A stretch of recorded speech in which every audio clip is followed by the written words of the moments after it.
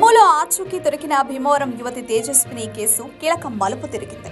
తనను అంజాద్ పెళ్లి చేసుకుంటానని మాయమాటలు చెప్పి బలవంతాన తీసుకెళ్లాడని పోలీసులకు చెప్పింది. దీంతో అతడిపై కేసు నమోదు చేశారు.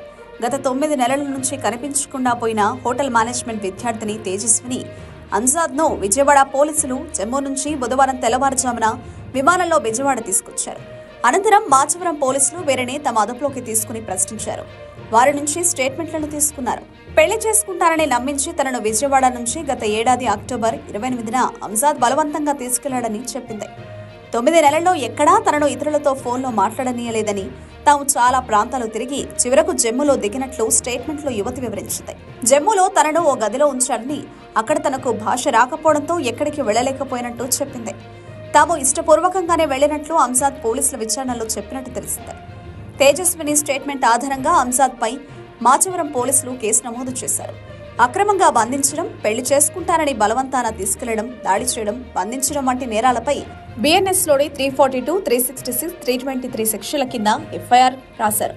యువతిని పోలీసులు తల్లికి అప్పగించారు. నిందితుడు ప్రస్తుతం పోలీసుల అదుపులో ఉన్నాడని గురువారం కోర్టులో హాజరుపరిచారు. గత ఏడాది నవంబర్లో హైదరాబాద్, కేరళ, ముంబై, రాజస్థాన్ కి వెళ్లారు.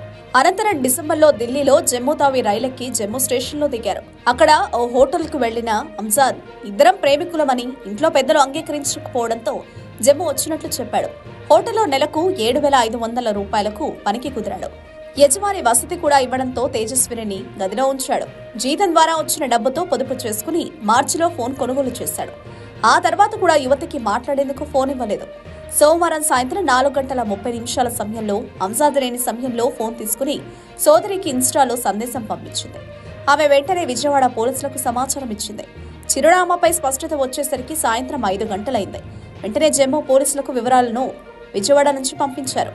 స్థానిక పోలీసులు అక్కడకు వెళ్లి యువకులను తమ అదుపులోకి తీసుకుని జమ్మూలోని గాంధీనగర్ స్టేషన్ కు తీసుకొచ్చి మంగళవారం రాత్రి 7 గంటల సమయంలో వీరిద్దరి ఫోటోలను విజయవాడ పోలీసులకు పంపించారు.